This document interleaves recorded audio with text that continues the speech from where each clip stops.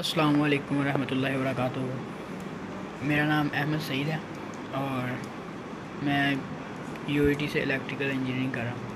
University of engineering and technology Lahore Gujranwala campus. جی ناظرین، تو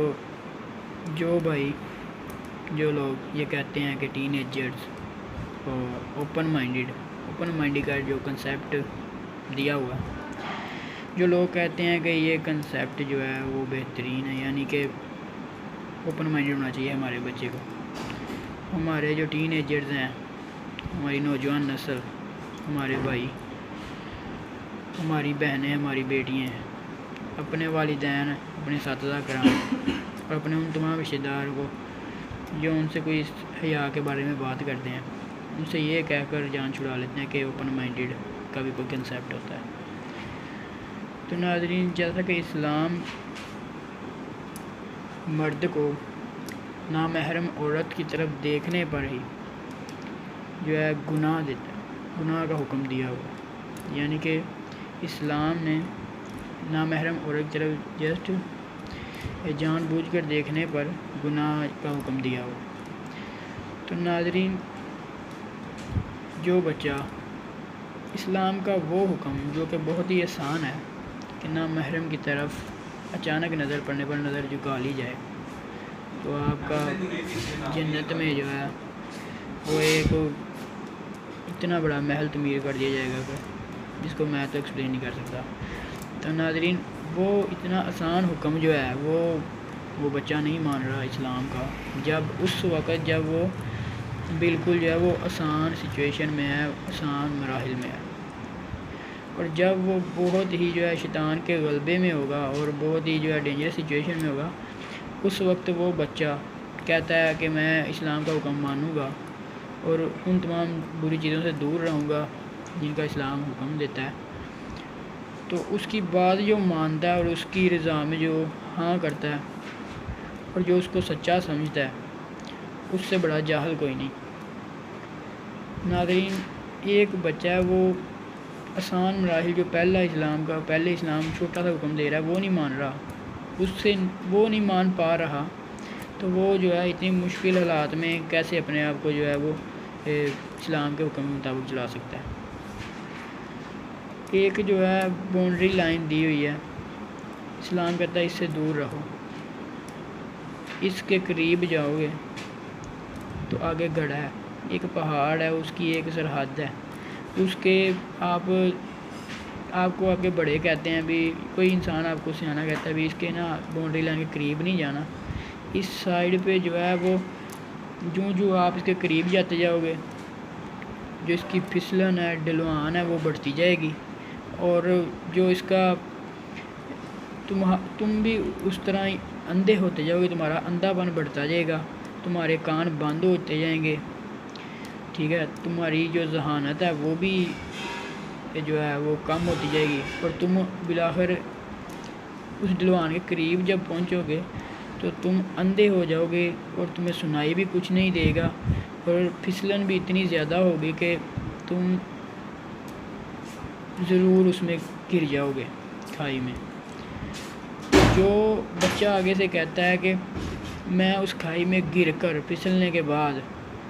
اوپر کی طرف کو آؤں گا، نیچے نہیں جاؤں گا، گرنے کے بعد میں اوپر کی طرف کو آؤں گا، نیچے نہیں جاؤں گا، تو اس کی بات پہ بھی جو اعتبار کرتا ہے، اس سے بڑا بھی جاہل کوئی نہیں۔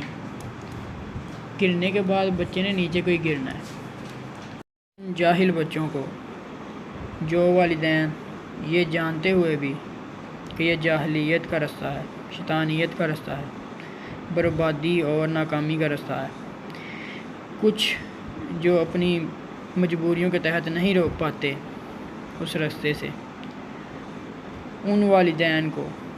اگلے جہان میں ان کی جو اولاد ہوگی وہ خود تو سزا پائے گی، لیکن وہ ان کے گلے میں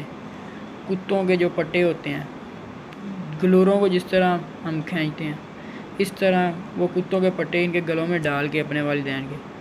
کھینچیں گے، اور ان کو بھی حساب دینا پڑے گا۔ اور ان میں سے 90% والدین وہ ہوتے ہیں کہ جو نہ چاہتے ہوئے بھی ان کو اس راستے پر جانے کے لیے فیسلٹیز پرووائڈ کر رہے ہوتے ہیں، اور